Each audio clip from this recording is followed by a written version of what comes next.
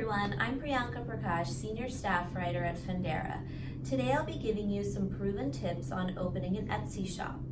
Etsy has over 60 million handmade and vintage goods on the marketplace and caters to over 40 million buyers. In order to make your product stand out from the rest, you need a strategy. Today I'll give you 5 tips that will help you open and run a successful Etsy shop. Okay, tip number 1 is to use professional photos.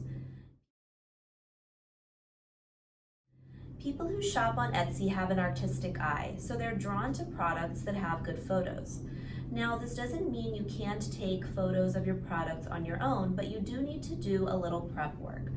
For example, make sure you showcase your products in good lighting, show how your product looks on a model if applicable, and include pictures of different product features, angles, colors, and options. Pick the most compelling image to be the main photo that will show on the Etsy search results. If you use your smartphone to take photos, it's a good idea to use the built-in editing tool or an app to edit the photos before uploading them to Etsy. Here's an example of an Etsy shop called Caravaiva Glass Art that's using excellent imagery. In a listing for a silver ring, the shop owner shows how the ring looks when worn on the model's hand, so the customer can get an idea of the product's aesthetic and size. The 2 different color options are shown as well, and you can see the front and back of the ring. Not only do good photos like these help you attract customers, but they also minimize the number of messages and questions that you get from customers and help you close sales more quickly. That's a win-win situation. Okay, opening an Etsy shop tip number 2 is to curate your store.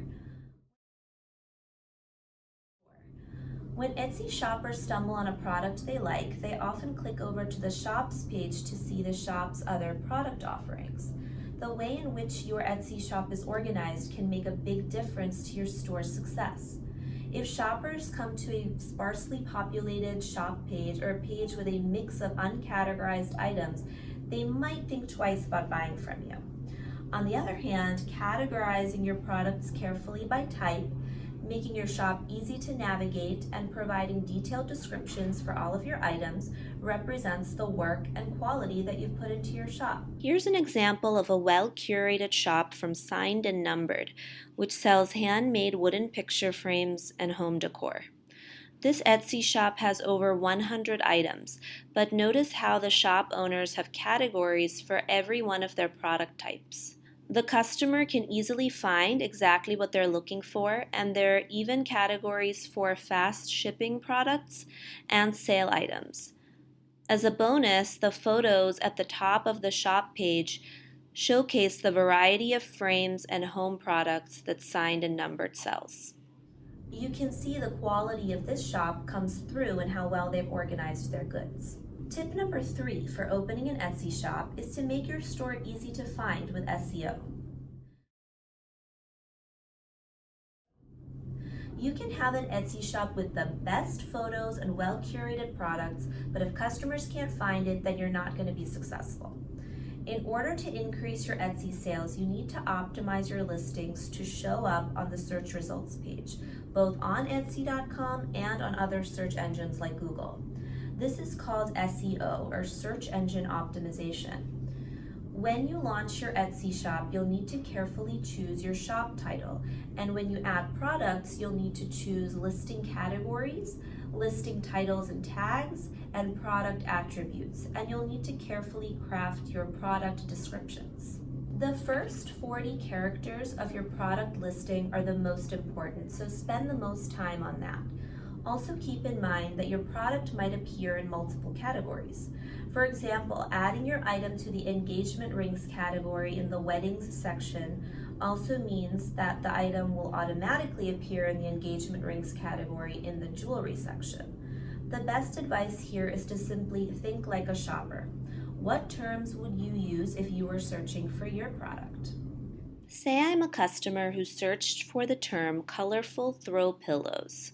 One of the top results after the ads is an Etsy shop called Design by Julia Bars. If I click over to this listing, You can see how she's optimized it well for the search term. In the listing title are the words throw pillows and colorful pillows.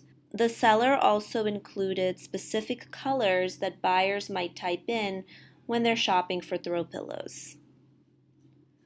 The first paragraph of the item description also contains the primary search term colorful throw pillows.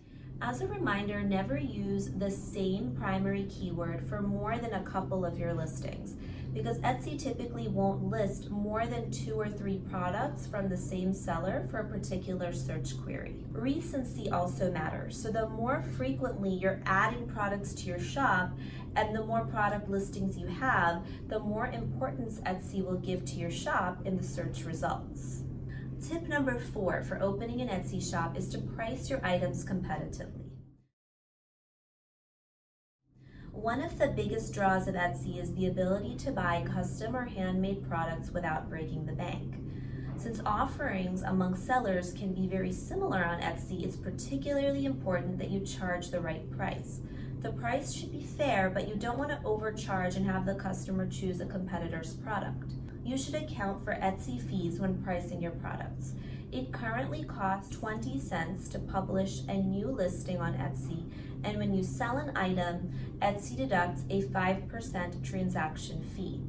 If you accept payments through Etsy, there's also a 3% plus 25-cent processing fee per sale.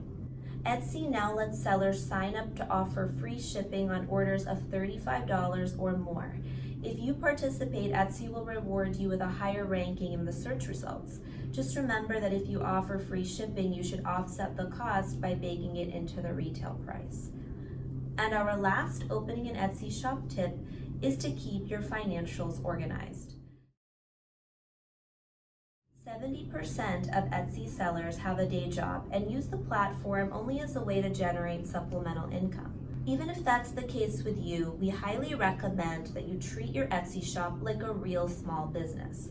That means you should separate your Etsy finances from your personal finances. For example, get a small business bank account to put your Etsy income and other business income into. Use accounting software to keep track of your Etsy sales. Use a business credit card when you need to purchase new supplies, and if you're in need of more capital, apply for a small business loan. And those are our 5 proven tips for opening an Etsy shop.